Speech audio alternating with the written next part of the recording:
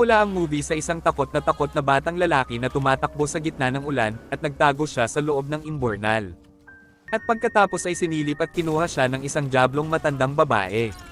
At makaraan ng ilang taon sa isang nayon ay dinaanan si Yogo ng kanyang team upang lumaban sa isang palaro.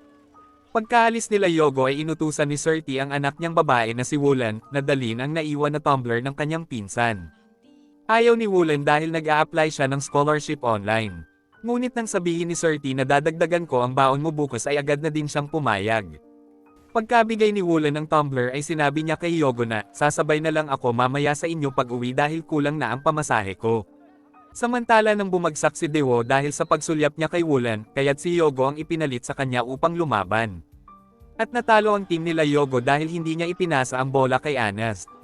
Kaya't nang dahil dito ay sinisi siya ni Anas at nag-away-away na silang lahat. Pagkatapos ng kanilang mga away at laro ay tumunog na ang Maghrib call para sa oras ng pagdarasal ng buong nayon. Kaya't inimbita sila ni Mr. Drajat upang magdasal na sa moske. Ngunit umuwi pa din sila Yogo at isinigaw ni Andrew kay Mr. Drajat na magdadasal na lang po kami sa bahay.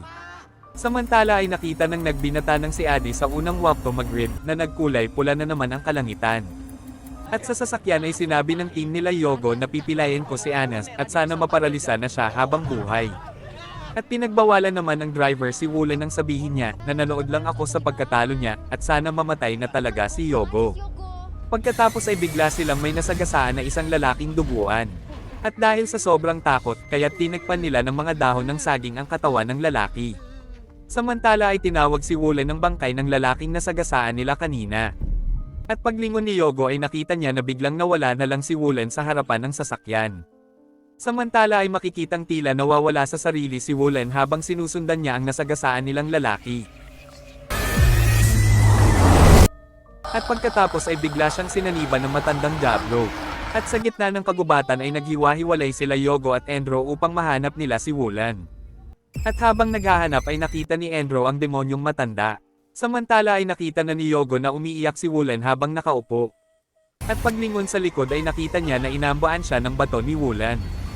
Ngunit biglang nawala ng malay si Woolen nang makita sila ng driver. At pagkatapos ay nagdatingan na ang mga pulis, habang naghahanap naman ang mga magulang ng kanilang mga nawawalang mga anak na katim ni Yogo. Samantala sa bahay ay nag-aalala si Surti, dahil tila nawawala pa din sa sarili si Woolen. At pagkadating ni Adi sa pinangyarihan, ay nalaman niya sa mga taga-nayon na may nawawalang mga bata sa gitna ng kagubatan. At alam ni Adi na kagagawan ito ng demonyong Black Mother. At nakilala niya na si Judas ang lalaking nasagasaan kanina, at ito ang lalaking pinatay ng Jin sa imburnal sa simula ng movie. Kaya't tinawagan niya si Ayo at sinabi niya ang nangyari. Nag-alala si Ayo sa kanya at sinabing tigilan mo na ang paghahanap sa Jin. Ngunit hindi naman siya pinansin ni Adi. Kinabukasan habang naglalaro sila Adi.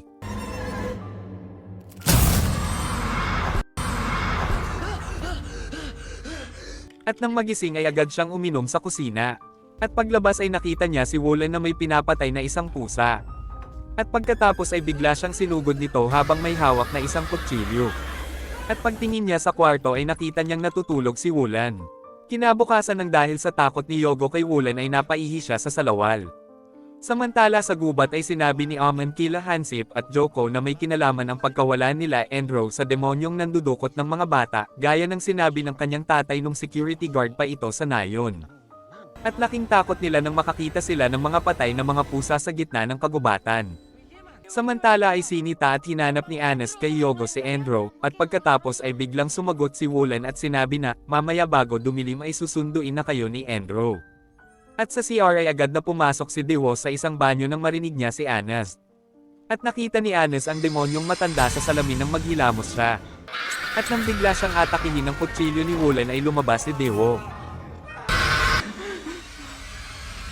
At habang sinusundan ni Yogo si Woolen sa labas ay nilapitan siya nila Anas at Dewo upang sabihin ang nangyari.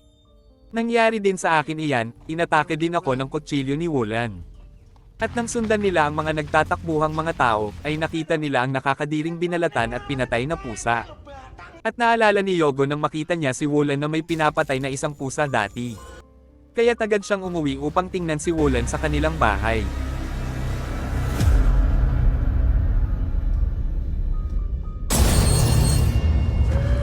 Pagkatapos ay inutusan siya ni Surti na mag-deliver sa kabilang barangay.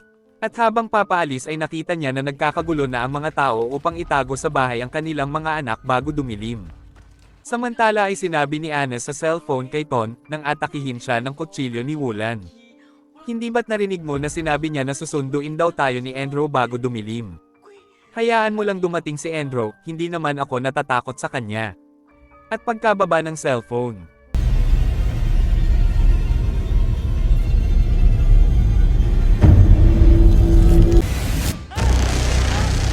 At pagkatapos ay nawala na siya at hinanap siya ng kanyang ama.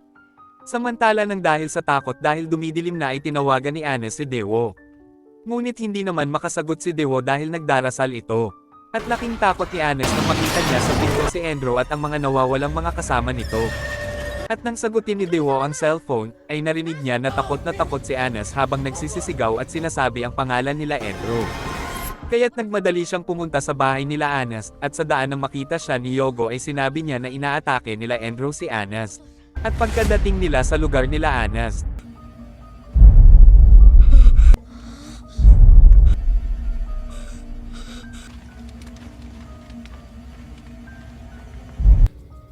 Muklis!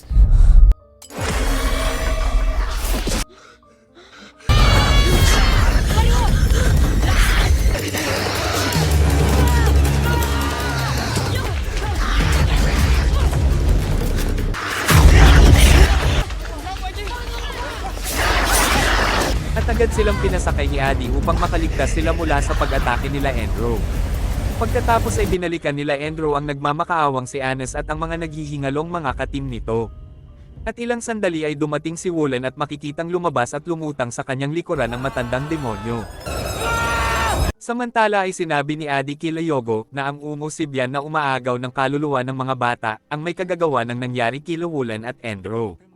At ito din ang sumanib sa kaibigan kong si Saman matapos niyang sabihin na mamatay na ang aming teacher.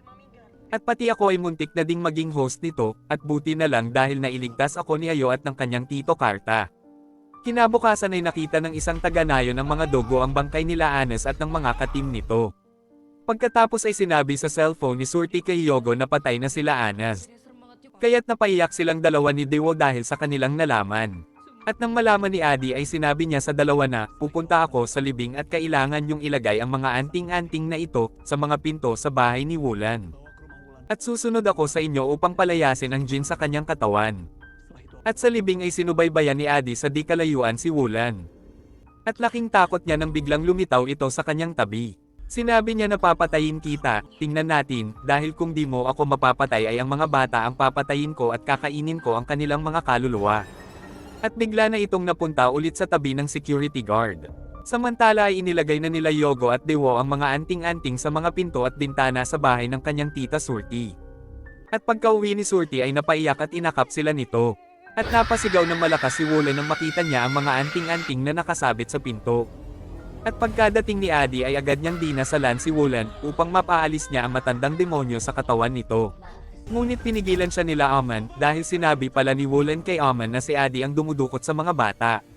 Pagkatapos ay sinabi ni Adi sa kanila na mali kayo ng pagkakaintindi dahil sinasaniban si Wulan ng Umo Sibyan.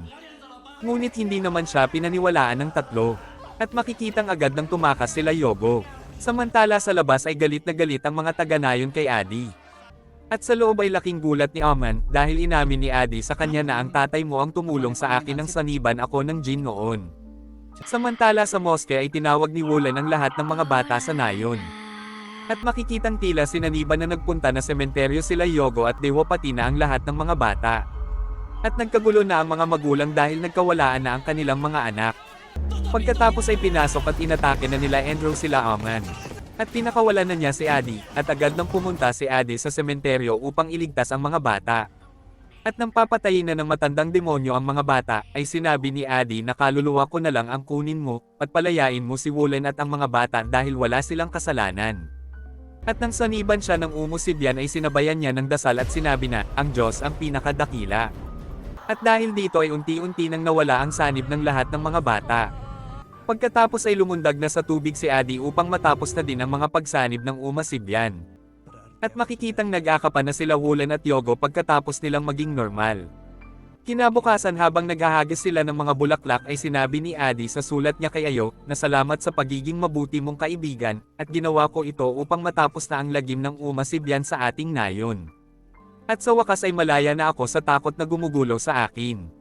At dito na po nagtatapos ang ating movie. Mag-subscribe ka na po Lods para sa magagandang mga movie na katulad nito. Maraming salamat po sa iyong panunood at pagsuporta. Ingat po palagi Lods. God bless.